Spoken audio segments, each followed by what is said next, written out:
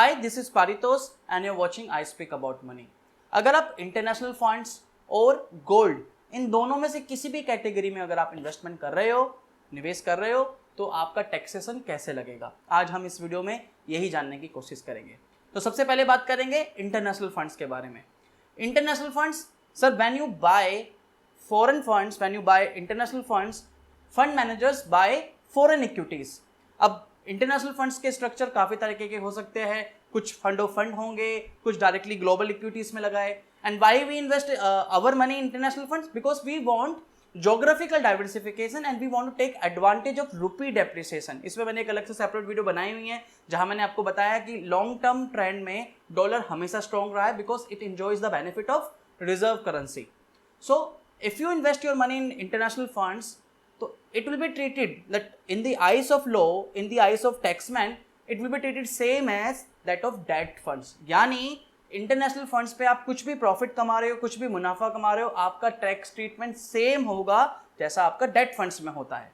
यानी सर अगर आपकी परचेसिंग डेट और आपका redemption date if it is less than 36 months, तो this profit, if you are earning a profit in this transaction, this profit will be considered as short term capital gain and you have to pay short term capital gain tax. तो sir उदाहरण के तौर पर मान लीजिए आपने आज 1 लाख रुपए इन्वेस्टमेंट करा इंटरनेशनल फंड में और आज से 2 साल के बाद आपने उस पैसे को रिडीम कर लिया और मान लीजिए आपने रिडम्पशन करा है 1.5 लाख रुपए उसकी फंड वैल्यू थी। जब आपने रिडीम करा, आपने 1 लाख रुपए की पूंजी लगाई, 1.5 लाख रुपए को आपको वापसी मिला, रिडम्पशन अमाउंट मिला। तो ये 50,000 रुपए का जो प्रॉफिट है, बिकॉज आप रिडीम कर रहे हो बिफोर 36 months, इसकी जो holding period it is less than 36 months, that's why this 50,000 will be added into your income and will be clubbed into your income and will be taxed as per the tax slab you fall in। यानी जो भी आपकी tax slab है उसके मुताबिक आपको उस पर टैक्स पे करना पड़ेगा। In case if you redeem, in case आपकी परचेसिंग डेट और redemption date it is more than 36 months, 3 साल से ज्यादा है, तो whatever the profit you are earning, it will be considered as long term capital gain and you have to pay long term capital gain tax। International fund हो, date हो, दोनों का tax treatment same है। तो sir long term capital gain tax आपका होगा 20% with indexation benefit. अब ये इंडेक्सेशन बेनिफिट क्या है, मैं इसको एक उदाहरण के तौर पर समझाता हूँ। मान लीजिए सर आज आप 50 रुपए किलो की चीनी खरीद रहे हो, आफ्टर 3 years 4 years आपको उसी 1 किलो की क्वांटिटी के लिए 80 रुपए अपनी जेब से देना पड़ेगा। तो गवर्नमेंट ये बात समझती है, इसलिए डेट फंड की जब बात आती है, इंटरनेशनल फंड की बात आती है, तो they consider it inflation adjusted purchasing price cost. ये you don't need to worry, ये सब कुछ आपको निकालने की जरूरत नहीं है। अगर आप इंटरनेशनल फंड में इन्वेस्टमेंट कर रहे हो और रिडीम कर रहे हो, तो उस फाइनेंशियल ईयर में हर साल एएमसी कैपिटल गेन स्टेटमेंट देती है और सारी कैलकुलेशन आप लोगों के लिए निकाल के रखेगी and it will be very helpful when you will file your ITR.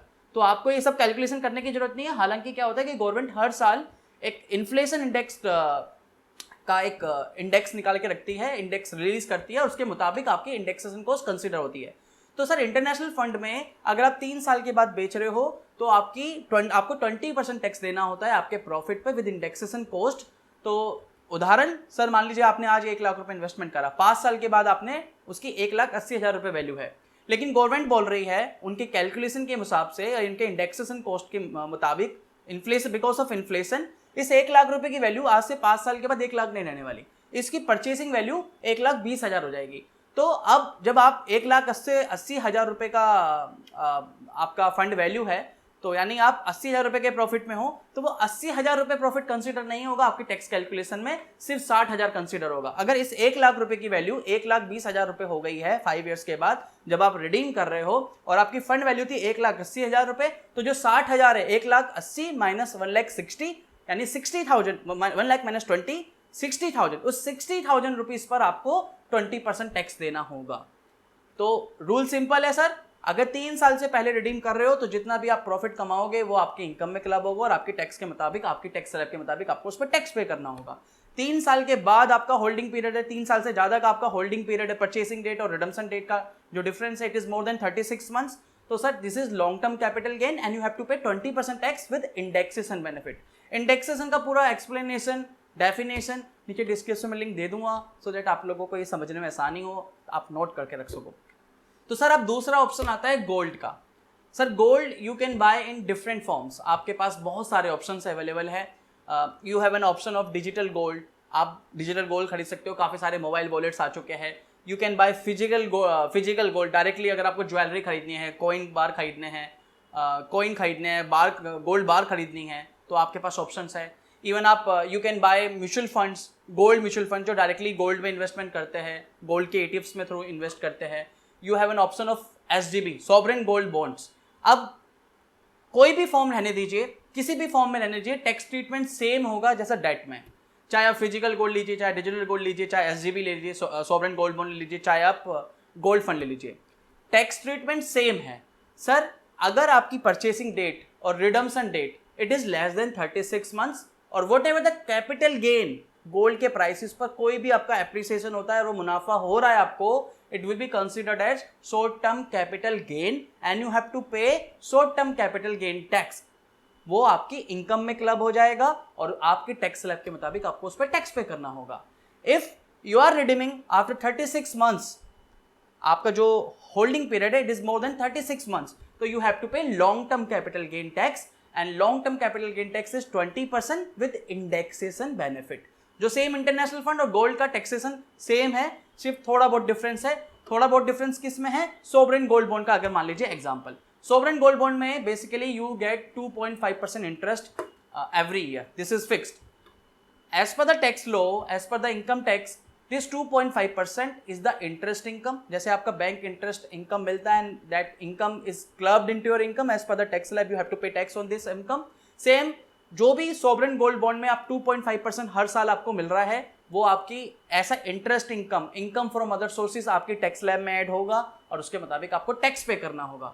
Sovereign gold bond funds में मैच्योरिटी जो पीरियड है वो that is 8 years. After 8 years it will get matured.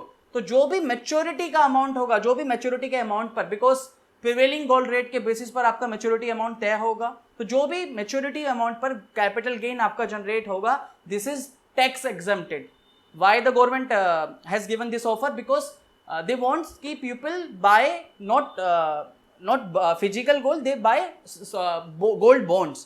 That's why कि जो SGB में सोवरेन गोल्ड बॉन्ड्स में जो भी आपका मैच्योरिटी अमाउंट होगा, जो भी कैपिटल गेन जनरेट होगा आफ्टर 8 ईयर्स, 8 ईयर्स के बाद मैच्योरिटी पीरियड है उसका, 8 साल के बाद जो मैच्योर्ड होगा उस पर जो भी कैपिटल गेन जनरेट हुआ है सर, वो आपका टैक्स एग्जेम्प्टेड है, उस पर कोई टैक्स नहीं पे करना.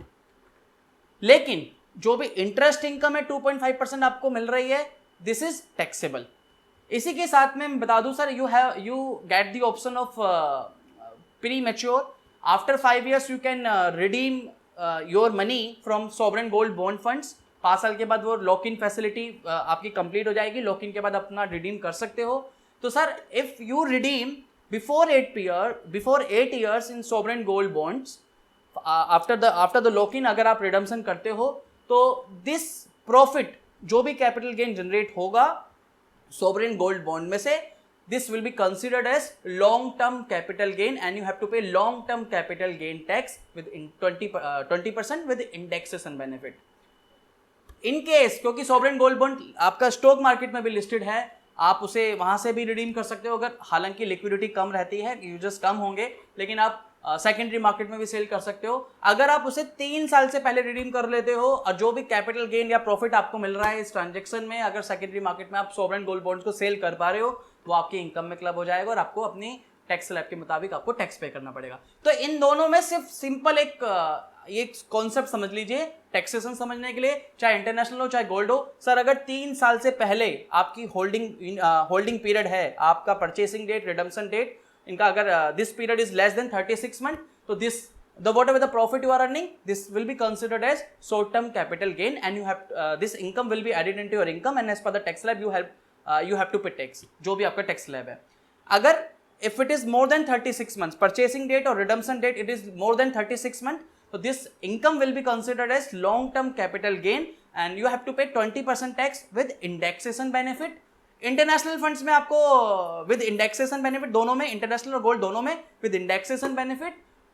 बस सिर्फ सोवरेन गोल्ड बॉन्ड में 2.5% is a taxable amount. Maturity के अमाउंट, जो भी मैच्योरिटी के बाद जो भी आपका फुल अमाउंट मिल रहा है, आपको कैपिटल गेन मिल रहा है, दिस इज टैक्स एग्जेम्प्टेड.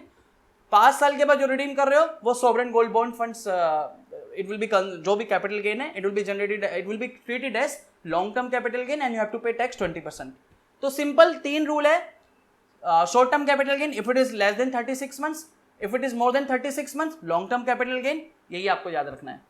तो सर ये हालांकि आपकी आसानी के लिए, सो दैट आप एक नोट बना के रख सको, आपके पास एक रेडी मटेरियल हो, तो नीचे डिस्क्रिप्शन में तीनों पॉइंट्स को मेंशन कर रहा हूँ आपको समझने के लिए आसानी, ताकि आपको आसान रहे ये बात।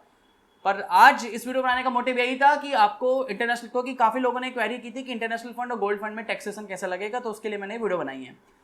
और अब हमारे पैसे की बात का ये पहला एपिसोड है, और हम इसी तरीके से daily I will be coming, मैं कुछ नए फंडामेंटल्स, कुछ बेसिक्स जो आपको इन्वेस्टमेंट्स में पता होना चाहिए, उन पर डेली डिस्कशन करेंगे। और मैं चाहता हूं कि अब आप लोग नीचे कमेंट करें और मुझे बताइए कि मैं और क्या कुछ फंडामेंटल्स या कुछ बेसिक्स, स्ट्रैटेजीज के बारे में बात नहीं करें, क्योंकि स्ट्रैटेजीज के लिए हर वीक हम एक नया कुछ स्ट्रैटेजीज डिस्कस करेंगे, कुछ इन्वेस्टमेंट आइडिया डिस्कस करेंगे, लेकिन फंडामेंटल्स भी क्लियर होना बहुत जरूरी है आप लोगों के लिए। तो कुछ जानना चाहते हो म्यूचुअल फंड के बहुत बेसिक या कुछ FAQs है आपके, नीचे कमेंट कीजिए, मुझे बताइए, हम उसको अपनी वीडियो में कवर करेंगे। तो आज के लिए वीडियो में इतना ही था। अगर वीडियो अच्छी लगी तो वीडियो पे लाइक कर दीजिए, 700 लाइक्स का टारगेट है, और टारगेट अचीव करने में आप मेरी मदद कर सकते हो। लाइक कीजिए चैनल को, अगर वीडियो को अगर अच्छी लगी है, और इस वीडियो को अपने फ्रेंड्स, कलीग्स, अंकल जहां पहुंचाना चाहते हो ज़्यादा से ज़्यादा शेयर कीजिए। तो फिर दोस्तों आज के लिए इतना ही था, कल दोबारा मिलेंगे कुछ नए फंडामेंटल, कुछ नए कॉन्सेप्ट, कुछ न्यू FAQs के साथ में। तब तक के लिए धन्यवाद, वंदे मातरम, जय हिंद।